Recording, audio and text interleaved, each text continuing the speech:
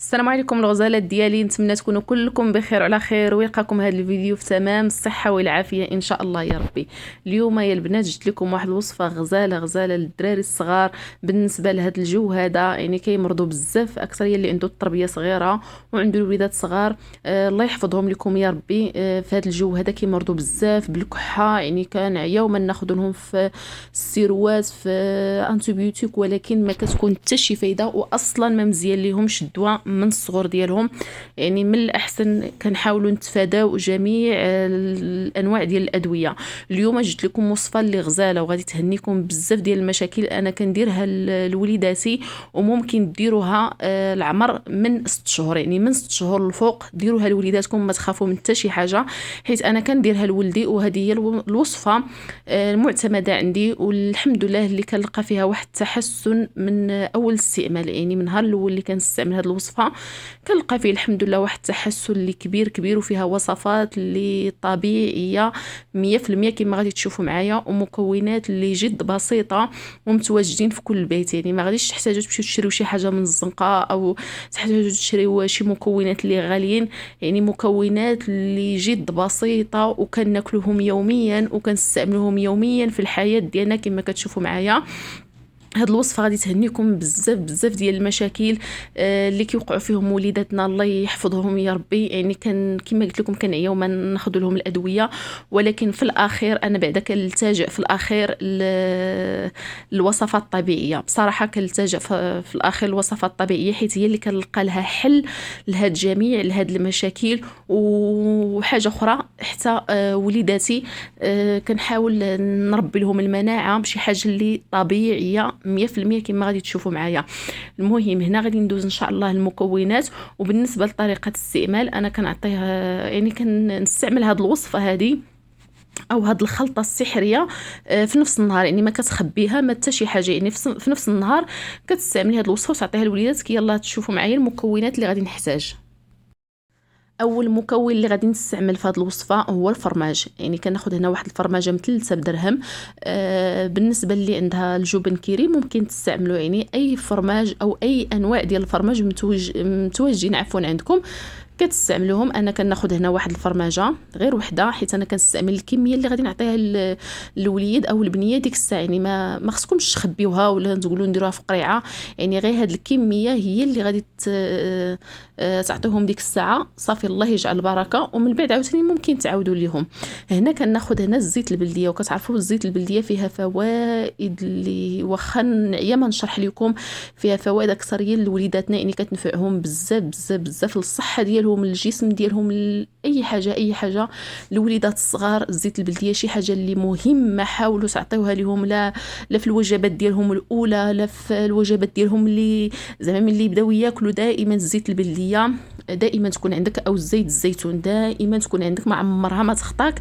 صافي انا هنايا كندير تقريبا، مهم انا كندير يعني ميزاني، ولكن تقريبا كندير 2 المعالق كبار عامرين ديال زيت الزيتون، يعني 2 المعالق كبار كنديرهم على هاد الفريميجه هذه، وكنحاول نمعكها او نمعسها مزيان كما كتشوفوا معايا حتى تمعس ليا مزيان مع زيت الزيتون. وبصراحه انا عطيت ولدي الصغير هاد الوصفه هذه عجباتو، يعني حاول شي شويه، بقيت كنعطيها له شي شويه بحال اللي ما عجبوش المذاق، ولكن بشويه بحال اللي يولفها، حيت مكونات اللي كلها صحيه. وهاد الوصفه هذه كتحتاج غير 3 ديال المكونات، يعني هاد الوصفه اللي كتبريهم من ديك الكحه او السعال اللي كيجيهم وحتى كيتخنقوا مساكن. هاد الوصفه هذه غير من 3 ديال المكونات، وكل شيء عندك في المنزل ديالك، ما غادي تشري حتى شي حاجه من برا.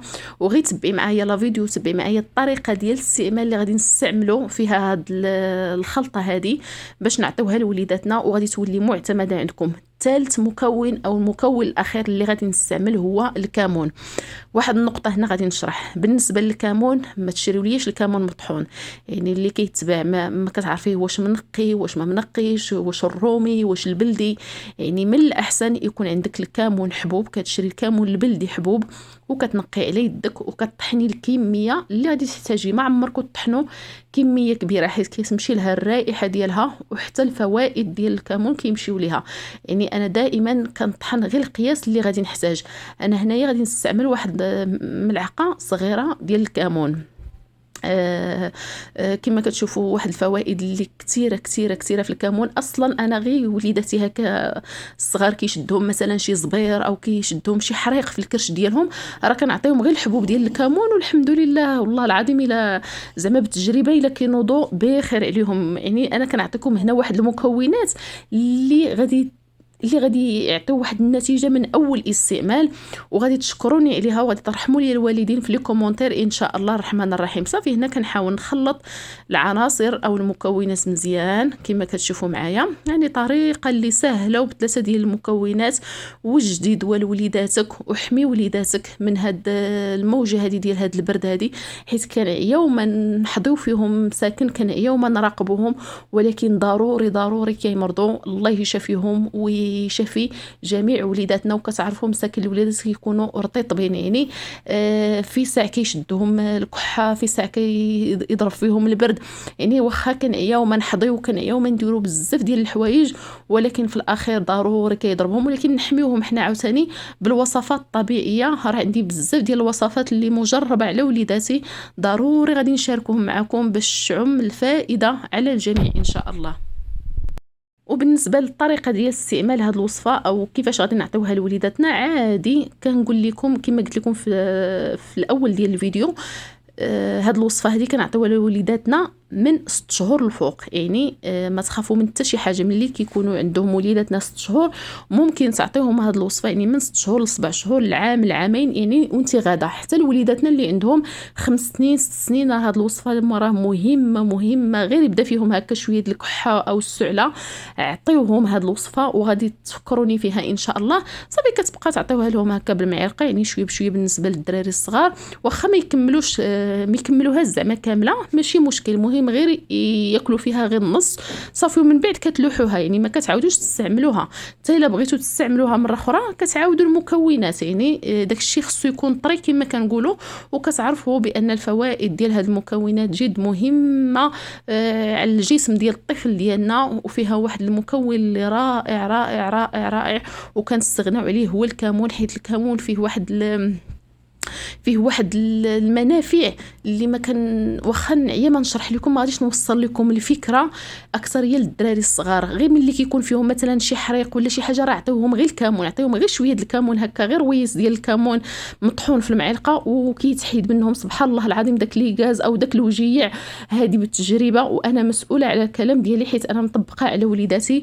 ونتمنى يعجبكم هذا الفيديو اللي قدمت لكم اليوم، وان شاء الله الرحمن الرحيم الى باغيين شي وصفات طبيعيه بالنسبه للوليدات ديالكم او بالنسبه لوجهكم او الشعر او اي حاجه محتاجينها، كتبوها لي في لي كومونتير، راه كنقراهم كاملين كاملين كاملين.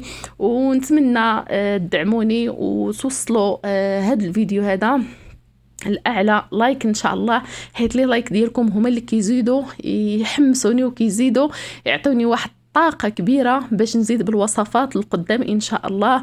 وإلى فيديو جاي إن شاء الله مع وصفات أخرى، وصفات طبيعية اللي مهمة للجسم ديالكم للبشرة ديالكم. إلى اللقاء.